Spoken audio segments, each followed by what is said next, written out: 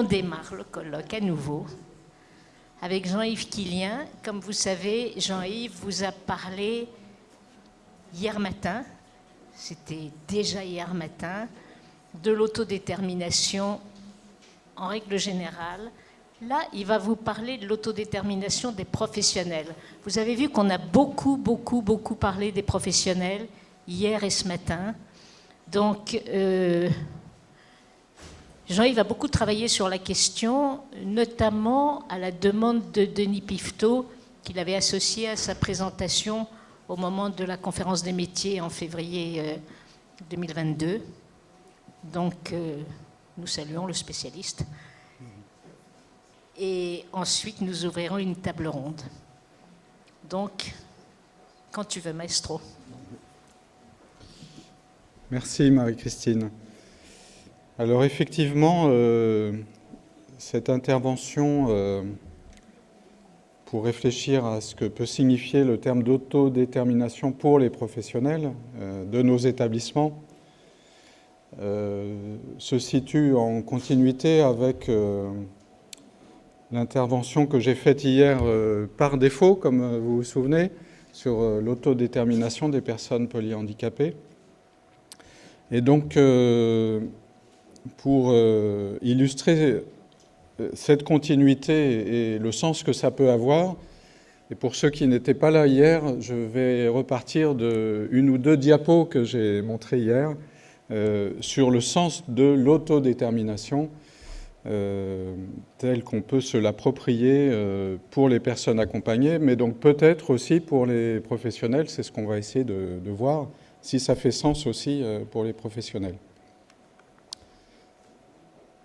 Alors, je vous remets à l'écran la définition que j'avais retenue hier pour parler d'autodétermination des personnes accompagnées, que je trouve très intéressante dans la mesure où elle définit des concepts qui me paraissent tout à fait universels et donc pouvoir s'appliquer, comme on a pu l'évoquer hier, pour des personnes avec une grande dépendance et polyhandicapées. Même si donc elle a été conçue au départ par Wehmeyer dans les années 90 aux États-Unis, dans l'accompagnement de personnes avec déficience intellectuelle, et dont l'objectif était, la commande du gouvernement des États-Unis dans cette étude, était d'identifier les outils qui pouvaient favoriser le développement de l'autodétermination. Donc pour le redire, la définition à laquelle a abouti Wehmeyer suite à cette étude clinique, on pourrait dire peut-être, c'est-à-dire vraiment en prenant en compte la réalité vécue par les personnes concernées.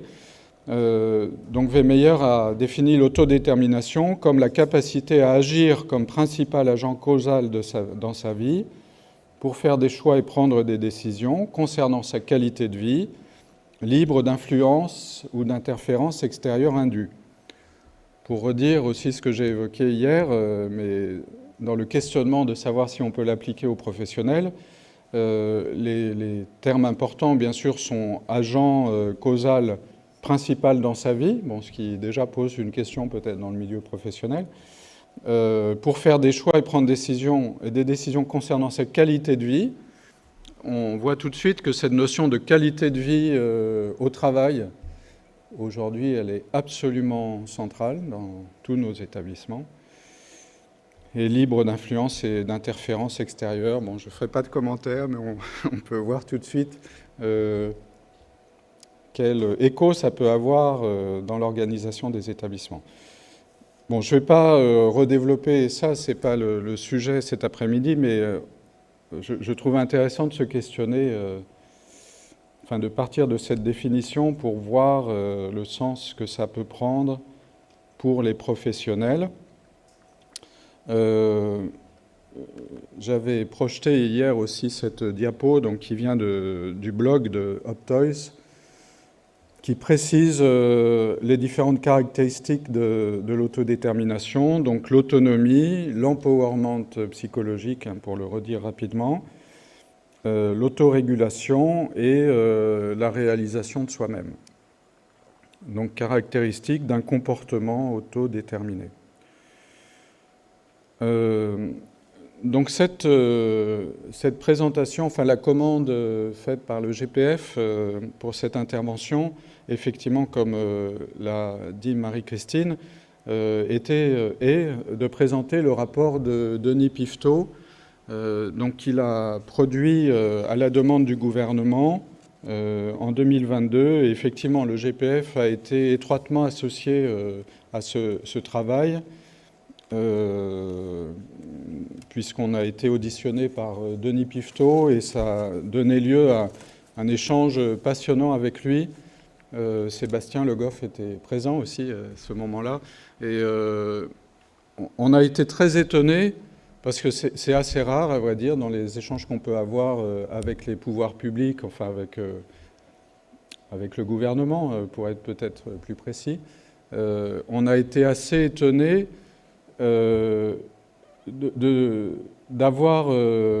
d'arriver assez rapidement à un consensus sur les constats et sur les questionnements et sur les solutions qu'on pourrait envisager. Et ça montre bien que le polyhandicap, finalement, est au cœur de toutes ces questions et apporte aussi, les personnes polyhandicapées nous apportent un éclairage sur la réalité de tous ces besoins. Donc, présentation du rapport Piveteau, mais dans le rapport Piveteau, cette question de l'autodétermination des professionnels est évoquée de façon que je trouve très forte et avec une pensée extrêmement profonde, je trouve, extrêmement intéressante, mais très très peu développée. Donc, dans un deuxième temps, j'essaierai de vous présenter la mise en œuvre effective qui existe dans certaines organisations de ce que Piveteau évoque de façon très succincte dans son rapport, par des exemples, en détaillant ces exemples. Sur le rapport de Denis Piveteau, donc vous vous souvenez du contexte très difficile dans lequel on était à ce moment-là, fin 2021, donc avec la problématique du Ségur, donc les primes qui étaient attribuées à certains professionnels, mais qui n'étaient pas attribuées à l'ensemble des professionnels de notre secteur, et en particulier donc pas les professionnels éducatifs. Donc une situation très très compliquée, une gestion RH de la crise sanitaire dans le secteur médico-social chaotique, pour dire les choses telles qu'elles étaient, très incohérente, puisque c'était la goutte d'eau, enfin grosse goutte d'eau quand même, qui a fait déborder le vase. La situation n'est pas apparue au moment du Covid. La difficulté dans les établissements, ça fait longtemps qu'on n'a plus de kinés, qu'on n'arrive plus à avoir d'ergo, etc. Donc c'est arrivé sur une situation de forte tension dans les établissements et ça a totalement déséquilibré les organisations et la dynamique RH. Donc ça, avec des départs de personnel, enfin voilà, je vous redécris pas la situation, nous l'avons tout en tête, on n'est pas totalement sorti de cette situation, à l'évidence. Et donc la commande faite à Denis Piveteau était de faire un diagnostic, d'une part, partagé, puisqu'il a interrogé beaucoup d'acteurs du secteur, et de faire des propositions. L'argument central de son rapport est centré autour de l'autodétermination, que Denis Piveteau appelle pouvoir d'agir, mais bon, voilà, on ne va pas faire de sémantique. Il y a sans doute des différences, mais ce n'est pas ça qui est important. On est bien dans le sujet de ce colloque. Donc le premier constat que fait Denis Piveteau, qui est très juste, c'est que cette déstructuration du secteur fortement aggravée par la crise, mais encore une fois qui n'a pas été, dont la seule cause n'est pas la crise, évidemment, arrive aussi dans un cadre d'évolution structurelle du secteur qui remonte là aussi à plusieurs années, avec une transformation du travail social, de l'accompagnement très importante, mais sur des principes et des objectifs tout à fait positifs qui sont la pleine participation des personnes accompagnées. Mais ce qu'on constate aujourd'hui, c'est que finalement cette transformation du secteur affronte plusieurs obstacles majeurs, et en particulier donc non seulement la transformation du secteur lui-même, mais aussi la transformation sociétale qui permettrait d'accueillir le principe du libre choix, le principe que la personne accompagnée soit pleinement actrice de son accompagnement et qu'elle puisse agir pour elle-même et dans son environnement. Tout ça induit finalement aujourd'hui dans cette transformation progressive des attendus qui ont été, que j'avais évoqué hier aussi en reprenant ce qui détermine cette transformation dans le cadre législatif actuel, la loi 2002 bien sûr, la loi de 2005 aussi, la Convention des droits des personnes handicapées de l'ONU. Tout ça induit une transformation très importante des pratiques professionnelles, de la relation d'accompagnement. Je pointe, c'est un extrait du rapport de Denis Pifteau, une transformation profonde du rapport d'accompagnement, de la relation d'accompagnement,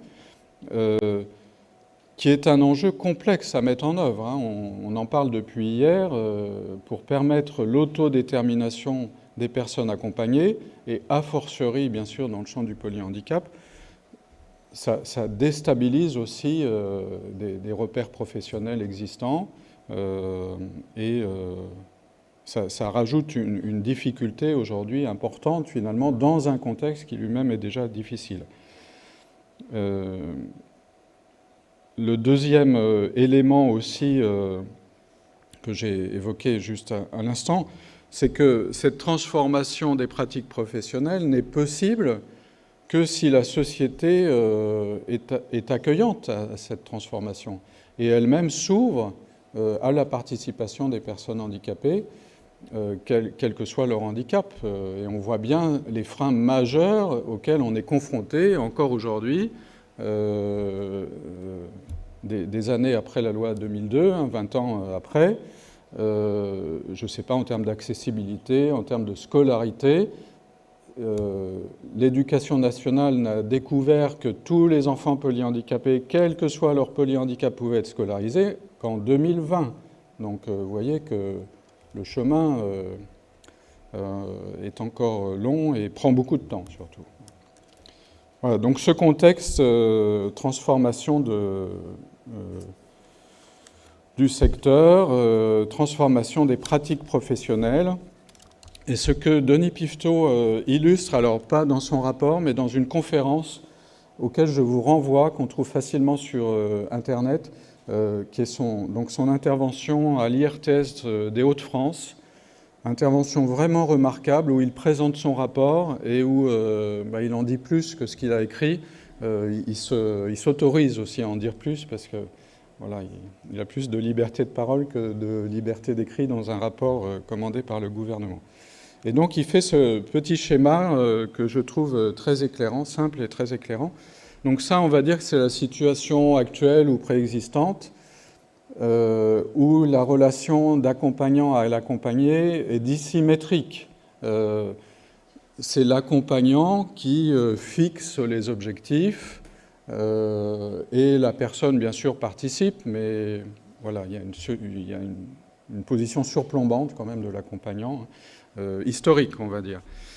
Et donc, la transformation en cours est absolument radicale à ce point-là, puisque, d'une part, il y a un renversement de la relation, où c'est la personne qui est actrice et qui décide de son projet de vie. Alors pour ce qui nous concerne, bien sûr, avec la famille, la famille est absolument partie prenante de cette relation d'aide. Elle doit l'être légalement, mais elle l'est de fait. Et pour illustrer ça, j'évoque souvent le nouveau référentiel d'évaluation de l'HAS, évaluation externe, auquel tous les établissements seront prochainement soumis, qui précise que la définition de la personne dans ce référentiel, c'est la personne et ses aidants, bien sûr. Et en ce qui nous concerne, pour les personnes polyhandicapées, c'est totalement déterminant. Sinon, le référentiel de l'HAS n'a aucun sens. Voilà, donc c'est la personne et ses aidants, et sa famille en particulier. Et que l'objectif, donc, c'est d'élargir toutes ces relations dans une logique inclusive. Et donc, on arrive à ce schéma tripartite, on va dire, entre la personne accompagnée, le travailleur social et une société qu'on espère devenir inclusive. Donc, vous voyez qu'il y a un peu de travail encore pour rendre tout ça effectif. Denis Piveteau, dans la conférence que je vous cite, développe beaucoup cette question. Je vous renvoie à la conférence parce que ça sort un peu du sujet ça sort du sujet de mon intervention, mais il en déduit beaucoup d'idées très très pertinentes sur l'évolution du travail social et des organisations qui doivent en découler. Mais donc pour en venir quand même au thème de l'intervention, donc sur le pouvoir d'agir des professionnels, donc vous avez lu le rapport de Denis Piveteau certainement, et ça c'est un apport, je trouve, qui reste nouveau. Enfin voilà, c'est pas des choses que, même si évidemment ça paraît être une évidence, mais c'est mieux de le définir clairement. Piveteau pointe clairement du doigt le fait qu'à partir du moment où la transformation du secteur vise l'autodétermination des personnes accompagnées, quel que soit le handicap, et leur participation sociale et leur inclusion dans une société accueillante, cette mise en œuvre effective de l'autodétermination des personnes ne peut pas se faire sans une dimension d'autodétermination des personnes qui l'accompagnent. Et donc, Piveteau pointe du doigt le fait que ça doit être une relation symétrique. Je l'ai évoqué hier, j'aurais pu remettre cette citation donc d'une chercheuse qui s'appelle Signe Skarson, norvégienne, qui donc dit que l'autodétermination des personnes polyhandicapées engage une responsabilité majeure des professionnels pour être à l'écoute de l'autodétermination, du désir d'autodétermination permanent des personnes polyhandicapées, et que si on n'est pas là, il n'y a pas d'autodétermination, puisqu'il n'y a pas d'écoute et il n'y a pas d'accompagnement et de réponse qui se fait de la part de l'accompagnant. Donc Piveteau ne dit rien d'autre que ça, et l'illustre, vous voyez, dans ce tableau qui est tiré de son rapport aussi, de quelques exemples, de quelques comparaisons entre la personne accompagnée et le professionnel. Donc, pour que la personne accompagnée puisse faire des choix, il faut que le professionnel ait une certaine autonomie. On l'a évoqué ce matin, d'ailleurs, avec M. Bosset. On voit bien qu'à partir du moment où les personnes prennent la main sur leur projet, il faut que les professionnels s'adaptent. Si elles ont des plannings prédéfinis, ça ne fonctionne pas, évidemment. Donc, c'est un mouvement conjoint. Autre notion intéressante autour du projet de vie, si les professionnels que nous accompagnons, AMP, AES par exemple, que nous accompagnons, avec qui nous travaillons, excusez-moi, si les professionnels en général, mais on pourrait dire ça de l'ensemble des professionnels, n'ont aucune perspective d'évolution dans leur projet professionnel, il y a quelque chose aussi là qui est grippé, disons, hein, dans une dynamique positive et d'autodétermination. Et puis il évoque aussi, c'est le dernier, la dernière case, la confiance, voilà, qui doit être celle de la personne accompagnée et aussi celle des professionnels. Ça, c'est un extrait, je vous ai mis à l'écran un extrait de sa conférence, voilà, qui précise en gros, je reprécise ce que je viens de dire. Donc la relation d'accompagnement est forcément bilatérale et réciproque. Et que vis-à-vis de ça, il peut y avoir un grand nombre de freins, les plannings, l'empêchement de l'innovation au sein des équipes, et puis aussi des questions managériales, un management qui suscite la confiance des professionnels pour pouvoir faire des essais, pour pouvoir éventuellement faire des erreurs et réessayer. Voilà, c'est tout ce que Denis Pifto appelle l'effet miroir.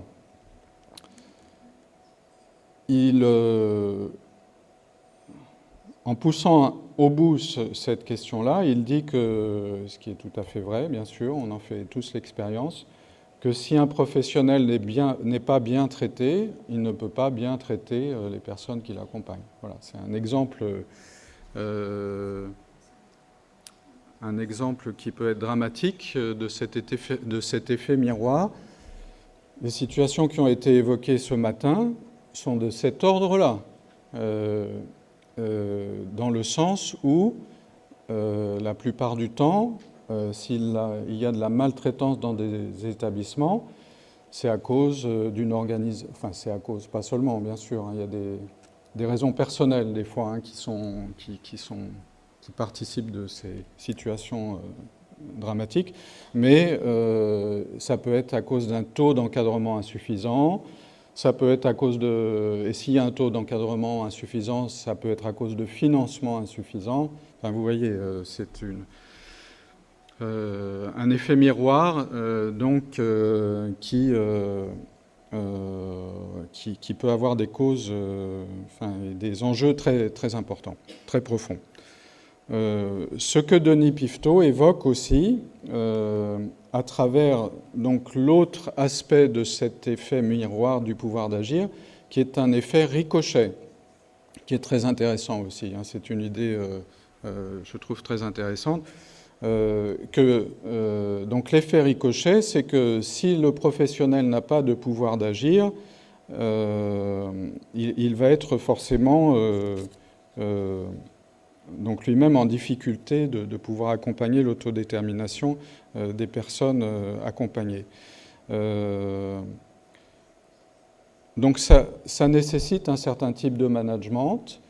Ça nécessite donc que le responsable de service soit lui-même dans ces conditions de confiance, de possibilité, de pouvoir d'agir auprès de ses équipes, sans avoir une hiérarchie descendante et qui empêche ce pouvoir d'agir. Donc ça veut dire qu'il faut que dans les établissements, on réfléchisse à la gouvernance, à l'organisation pour permettre cette liberté de pratique professionnelle. Et Pifto, je ne savais pas qu'il y aurait des représentants de l'ARS aujourd'hui, quand j'ai repris cette formule de Pifto, mais Denis Pifto pointe que de la même façon qu'au sein des organisations, il faut qu'il y ait cette transformation qui ouvre la liberté du pouvoir d'agir des professionnels, il faut que les interlocuteurs des organisations eux-mêmes aient une certaine liberté pour accompagner les organismes gestionnaires qui sont dans ces transformations.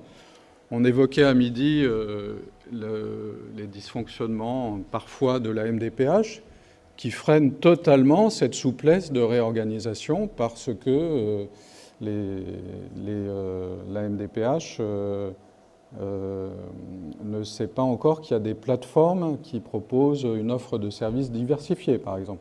Donc voilà, c'est un effet cascade, et ça va jusqu'à la nécessité, encore une fois, que pointe Pifto, d'une transformation sociétale.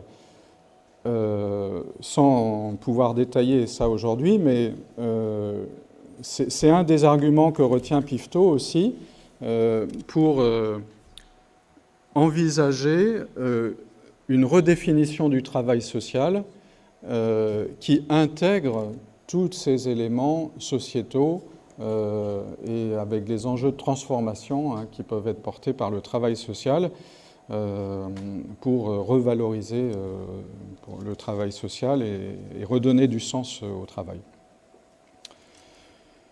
Alors, ça semble comme ça quelque chose d'assez idéaliste peut-être dans nos organisations concrètes.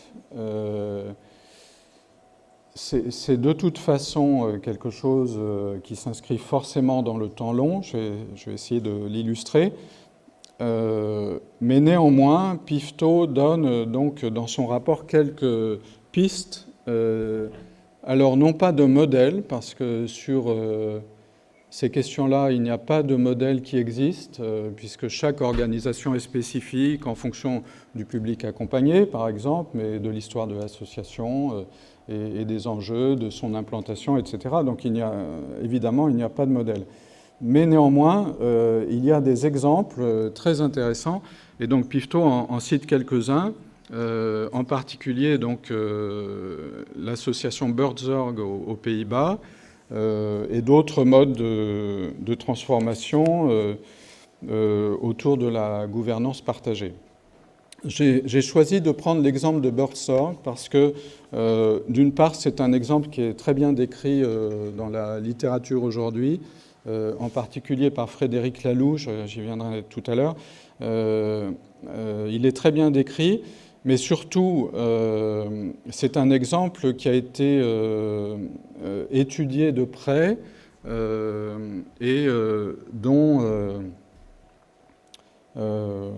l'efficacité, d'une certaine manière managériale, aujourd'hui est évaluée et validée. Mais encore une fois, ça n'est qu'un exemple. Ça ne peut pas prétendre être un modèle pour la transformation de toutes nos organisations.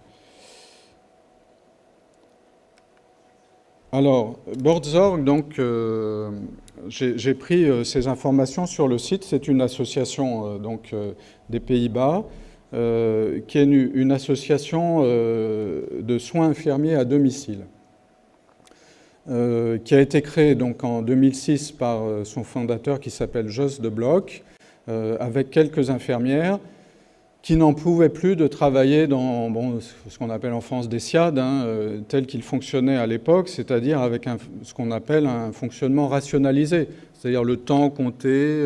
Ça va, je ne sais pas si ça existe toujours en France, mais ça existait encore il n'y a pas très longtemps. Ça va jusqu'à mettre des codes barres sur la porte des usagers et où l'infirmière pointe en arrivant pour compter le temps qu'elle passe au domicile. Voilà, c'est avec un tarif, 10 minutes pour faire une piqûre, un quart d'heure pour mettre des bas de contention. Voilà, ça c'est une organisation rationalisée, que je caricature un peu, mais qui existe encore.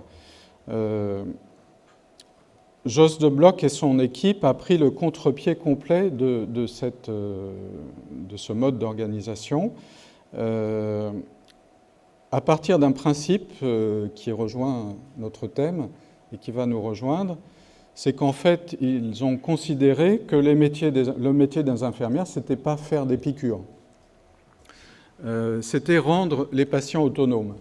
Et qu'ils s'approprient eux-mêmes leurs soins et leur guérison. Donc vous voyez, je l'ai repris donc, sur le site de l'association, que vous pouvez consulter, où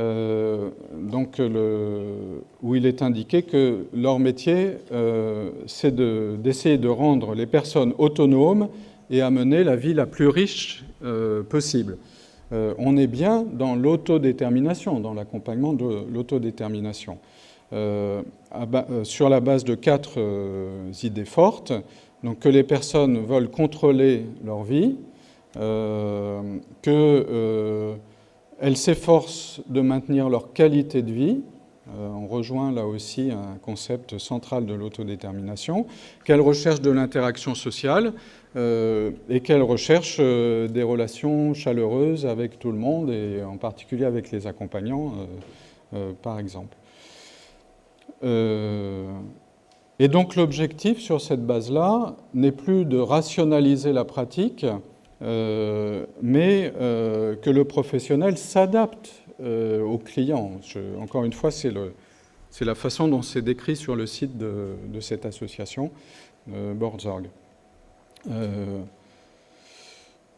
Alors, dans le concret, la mise en œuvre de ça, telle que c'est encore aujourd'hui, donc c'est une organisation constituée par des équipes de 10 à 12 infirmières qui ont donc une patientèle, comme tous les services infirmiers à domicile. Mais la différence avec les organisations actuelles, c'est que cette équipe s'auto-gouverne entièrement.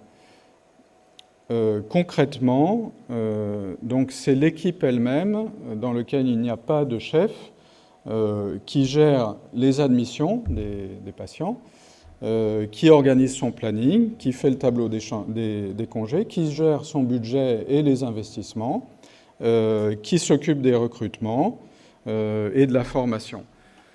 Donc ça, c'est au niveau des équipes d'infirmières, de SIAD, si on veut prendre une terminologie française, de cette association. Cette association est passée en quelques années, en 6 ans, de la petite équipe d'infirmières à 7000 salariés. Aujourd'hui, ils dépassent les 100 000 salariés. Et ils ont quasiment l'ensemble du marché, entre guillemets, des soins infirmiers à domicile aux Pays-Bas. Pour encadrer ces 7000 salariés, c'était en 2016, je crois, sauf erreur de ma part, où ils étaient arrivés à 7000 salariés. Le siège comprend 20 personnes. Et donc, il n'y a pas de chef dans l'équipe, mais il n'y a pas non plus de directeur territorial. Et bon, il y a un DG qui est Jos de Bloch, qui est le fondateur, mais il n'y a pas d'autres intermédiaires. Enfin, voilà, vous comprenez ce que je décris. C'est l'autonomie des équipes poussée à son extrême. On peut évidemment se questionner, excusez-moi, avant de dire ça, je précise à la fin de ma diapo, oui, je suis sur la bonne, que évidemment, les équipes sont formées à ce fonctionnement-là. Et donc, en particulier, je trouve ça très intéressant, c'est ce qui est marqué en bas de la diapo, sur les techniques de communication, d'écoute, de gestion de réunion, de gestion des décisions, de gestion de crise aussi. Voilà, donc elles ne sont pas laissées comme ça en plein air. Il y a un programme d'accueil et de formation des équipiers qui leur permettent d'exercer dans ce cadre d'autonomie, où les témoignages montrent que ça n'est pas simple pour les professionnels qui viennent d'un secteur rationalisé, on va dire, pour exercer dans ce cadre-là. Donc il y a besoin d'un réel étayage. Mais moi, quand j'ai découvert ça il y a quelques années, je n'y ai pas cru. Et je me suis dit, bon, c'est service à domicile, ok, mais au sein d'un EAP, non, jamais. Il faut qu'il y ait un directeur, des chefs de service, voilà, il faut qu'il y ait un siège. Bon, je citais personne, mais les sièges, des fois, c'est voilà, des centaines de personnes dans certaines grosses associations. Donc il faut qu'il y ait un siège, des fonctions ressources, etc. Bon, mais voilà, comme je vous disais, l'exemple de Buurtzorg, donc, qui a été étudié par Frédéric Laloux, et donc ça vient de l'ouvrage de Frédéric Laloux qui s'appelle Reinventing Organizations, le titre est en anglais, mais l'intérieur est en français. Donc fait état des résultats qui ont été évalués de cette organisation. Donc avec une réduction de 40% du temps consacré aux soins, alors que les infirmières s'assoient avec les personnes pour prendre un café, et que les autres chronomètrent les prestations à la minute près. Une diminution très forte d'un tiers des admissions en urgence, parce que les infirmières connaissent les personnes. Et donc, elles identifient les signes précurseurs pour intervenir avant l'hospitalisation d'urgence. Des économies considérables pour l'assurance maladie aux Pays-Bas. Laloux dit 2 milliards. C'est ce qui a été projeté si tous les SIAD du Pays-Bas se transformaient selon ce modèle-là. Ça a été chiffré pour la France aussi, si les SIAD fonctionnaient comme ça. C'est beaucoup plus, hein, c'est au-delà de 10 milliards, je crois, d'économies d'assurance maladie. Évidemment, l'essentiel, c'est le ressenti des patients et des salariés. Et donc, pour les salariés, donc, ce qui a été chiffré, c'est qu'il y a 60% d'arrêt de travail en moins et 33% de taux de rotation en moins. Bon, moi j'ai du mal à y croire, hein. Je pense qu'on est tous pareils, c'est-à-dire de penser que ça fonctionne. Bon, voilà, dans nos organisations. Encore une fois, ça n'est pas un modèle, c'est un exemple poussé à l'extrême de ce qu'évoque Pifto de manière succincte, mais avec une pensée forte, radicale, qui est que s'il n'y a pas cet effet miroir dans l'autodétermination des personnes accompagnées et des professionnels, on reste dans des organisations peu efficaces au regard de leur objet, qui est d'accompagner les personnes. Mais c'est ce que vous avez dit aussi, Monsieur Bosset, ce matin. C'est qu'à partir du moment où, et ce qu'a témoigné Marie-Christine, à partir du moment où les professionnels prennent la main, les personnes accompagnées prennent la main sur le projet, la transformation fait que les personnes, l'objectif même de l'association, qui est d'accompagner les personnes, est beaucoup mieux atteint. Il y a un exemple, alors il y a plusieurs exemples en France dans le secteur médico-social, mais il y en a un avec qui j'ai pu échanger avec l'équipe, qui a été vainqueur du trophée de direction de 2018. Bon, il se trouve que j'étais jury du trophée cette année-là, donc j'ai été très questionné par la mise en œuvre de ce principe. Un des termes utilisés pour décrire ces modes d'organisation, c'est l'entreprise libérée. Bon, je trouve que ça décrit assez mal, finalement, ce que sont ces organisations, mais enfin, c'est le terme convenu. Et donc, il y a un des vainqueurs des trophées direction 2018 qui a mis en œuvre ces principes-là, qui est un foyer de vie à Versailles, qui s'appelle la Maison des Halles. Et donc, ils font les mêmes constats. C'est-à-dire qu'il n'y a plus de turnover, il y a un absentéisme beaucoup moins important. Voilà. Et bon, là, il n'y a pas de retour. Enfin, moi, je n'en ai pas sur les résidents de la Maison des Halles, mais je suppose qu'ils ont un niveau de satisfaction aussi qui va avec. Frédéric Laloux, donc, qui a fait un travail de sociologie, a essayé de décrire le sens que peut avoir l'émergence de ces nouveaux modes d'organisation au regard de l'histoire des organisations.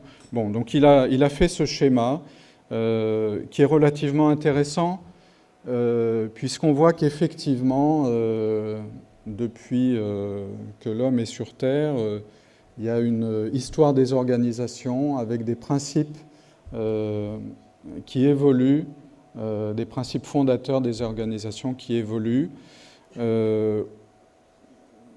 bon, dans les stades que l'on peut identifier, par exemple le stade conformiste qui naît avec l'agriculture, donc ce sont une capacité à planifier des organisations stables. Et aujourd'hui, si on veut illustrer ces organisations que Laloux appelle conformistes, ce sont les institutions en général, l'école publique, les églises, l'armée, voilà, qui ont un modèle d'organisation tel que celui-là. Avec le stade, ce que Laloux appelle le stade de la réussite, c'est évidemment ce qui a amené à l'industrialisation, à la période industrielle, sous la direction des ingénieurs, la rationalisation du travail, on parlait tout à l'heure. Aujourd'hui, on est plus dans le stade pluraliste, c'est-à-dire dans le management participatif, la communication plutôt ascendante, la responsabilité sociale des entreprises. Voilà, tout ça, c'est quelque chose dans lequel on est en plein dans ces modes d'organisation, mais qui ne sont pas encore au stade suivant que préconise ou qu'étudie Laloux, qu'il a appelé le stade vivant. Donc qui repose sur quelques principes essentiels qui sont l'autogouvernance, l'affirmation de soi, et puis être au service d'une raison collective, une raison d'être collective. La raison d'être collective de Buurtzorg, par exemple, c'est l'autonomie des patients.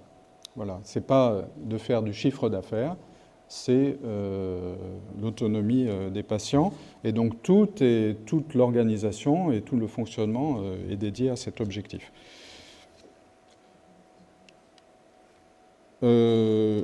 Ça, c'est tiré d'une conférence de Laloux.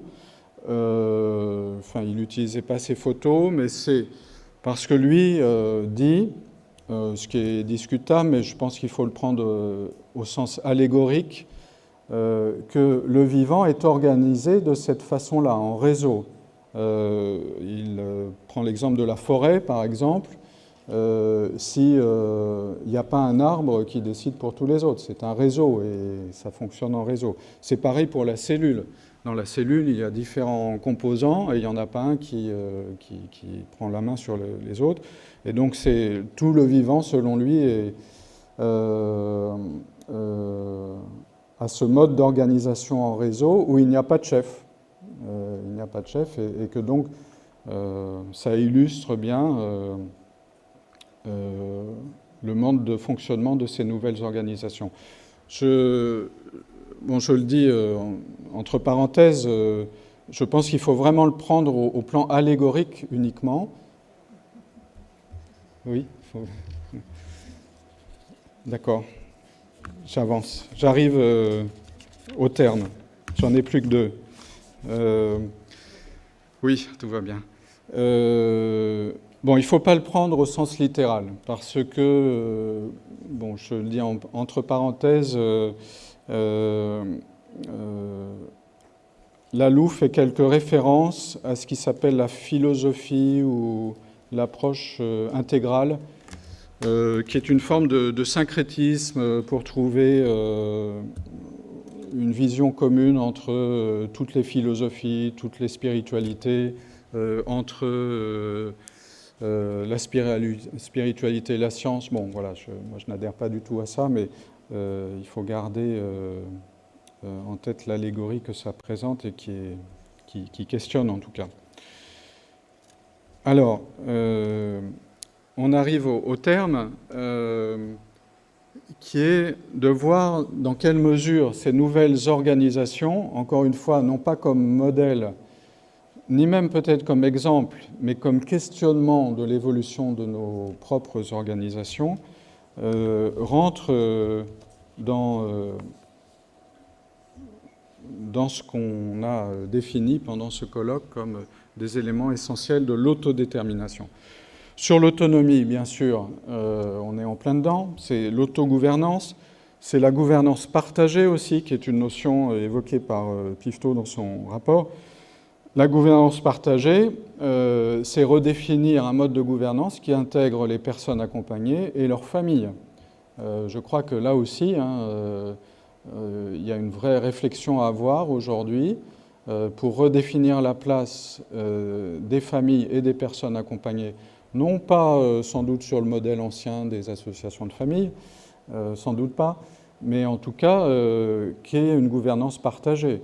Je pense par exemple sur des sujets comme ça a été évoqué ce matin, de situations dramatiques dans des établissements, c'est un garde-fou certain.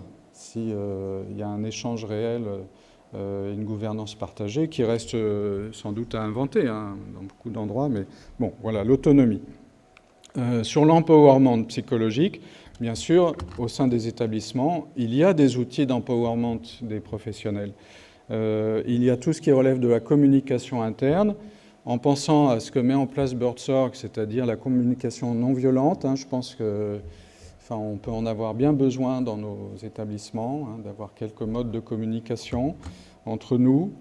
Une réflexion éthique, bien sûr, qui permettent aux professionnels d'acquérir cette confiance d'action au quotidien. Et puis, bien sûr, un management bienveillant, un management participatif, mais au-delà de ça. Sur l'autorégulation, là aussi, il y a des outils qui existent et qui doivent être développés pour l'autorégulation des pratiques professionnelles.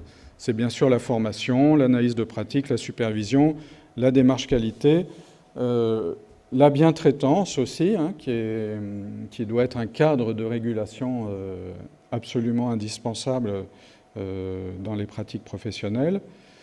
Et sur l'accomplissement de soi, eh bien écoutez, c'est ce que j'ai évoqué en tout début. Je suis absolument convaincu aujourd'hui qu'une des priorités, même si c'est quelque chose sans doute de difficile à traiter, à prendre en main, à mettre en œuvre, c'est la question de la qualité de vie au travail. C'est une demande aujourd'hui absolument centrale et prioritaire des professionnels. Et là aussi, une démarche de qualité de vie au travail, c'est forcément une démarche totalement horizontale. Ça ne peut pas être le directeur qui va décider de la qualité de vie des salariés de la structure. C'est à eux de dire ce qu'ils considèrent être les conditions de travail qui leur conviennent. Ça va, dans certains cas, jusqu'à ce que les professionnels, c'est l'exemple de Buurtzorg d'ailleurs, définissent eux-mêmes leur planning, définissent eux-mêmes leur congé. Ça existe. Mais en tout cas, cette démarche doit être absolument participative et pas du tout descendante. Donc vous voyez qu'on va quand même au-delà du management. On a évoqué le management ce matin à très juste titre, parce que les fonctionnements pyramidaux aujourd'hui dysfonctionnent totalement. En plus, dans la mise en place des plateformes, un directeur ne peut pas tout gérer d'une plateforme, c'est pas possible, parce que si tout doit remonter au directeur, ça dysfonctionne forcément. Mais ça va plus loin que ça. Ça va vraiment dans une réflexion sur l'organisation et sur la place de chacun, et donc sur l'autodétermination des professionnels. Très vite, mais je ne peux pas finir sans la diapo suivante. Pifto, dans sa conférence à l'IRTS que j'évoquais tout à l'heure, déduit de tout ça une réflexion sur la désinstitutionnalisation que je trouve très intéressante, très éclairante. Donc ce qu'il dit, c'est un verbatim pratiquement que vous avez sous les yeux, que plus il y a de pouvoir d'agir des personnes, plus il faut d'expertise. C'est une évidence, on l'a vu pendant ces 2 jours. Ça va, l'expertise informatique aussi déployée par John Bost, mais bien sûr tout ce qui tourne autour de la communication alternative, des évaluations, etc. C'est une évidence. Et plus il faut d'expertise professionnelle, plus il faut d'équipes et d'équipes pluridisciplinaires. On l'a vu ce matin. pour accompagner, pour développer cette expertise. Et donc, plus il faut penser l'institution, plus il y a d'équipes, plus il faut penser l'institution comme une réalité stable qui permettent aux professionnels d'être dans une situation de confiance par rapport à leur pratique professionnelle. Et donc, la conclusion qu'en tire Pifto, c'est que le pouvoir d'agir que l'on cherche, c'est le schéma de Pifto, où on cherche à ce que les personnes aient une participation sociale aussi complète que possible. Donc ce pouvoir d'agir ne remet pas en cause l'institution. Au contraire, il la rend encore plus nécessaire. Ce qu'il exprime sur le fait, en disant que plus il y a de milieux ordinaires, plus il faut d'institutions. Et que si on veut que les personnes soient désinstitutionnalisées, ce qui est le cas, c'est-à-dire qu'elles puissent ne pas être contraintes par un fonctionnement institutionnel et être le plus possible à leur place, quelle qu'elle soit, il faut plus d'institutions pour les professionnels. Et je conclurai en disant ce que ne dit pas Pifto, c'est que s'il faut plus d'institutions pour les professionnels, il faut aussi plus de moyens. Et qu'à l'évidence, aujourd'hui, ça a été dit d'ailleurs par M. Xil, je crois, hier en tout début de matinée, l'autodétermination peut servir peut-être de prétexte, je vais le dire de façon peut-être encore plus abrupte que lui, pour faire des économies en termes de moyens publics. Et on peut avoir cette crainte aujourd'hui. Alors, je vais l'illustrer, je déborde un peu du cadre, mais je ne peux pas m'en empêcher. Il y a eu l'annonce de 50 000 solutions pour les personnes handicapées. Très bien. Quel financement ? Et en particulier, quel financement pour permettre aux personnes polyhandicapées d'être dans cette autodétermination et dans cette dynamique inclusive réelle. Ça ne coûtera pas moins cher, ça on peut en être sûr, ça ne coûtera pas moins cher. Voilà. Mais ce dont on n'est pas sûr aujourd'hui, c'est qu'on aura les moyens de faire ces transformations tout à fait essentielles. Voilà. Il y a un vrai risque aujourd'hui, qu'effectivement on parle pour se faire plaisir, mais que finalement, ça ne soit pas forcément suivi des effets que l'on attend. Voilà, merci beaucoup.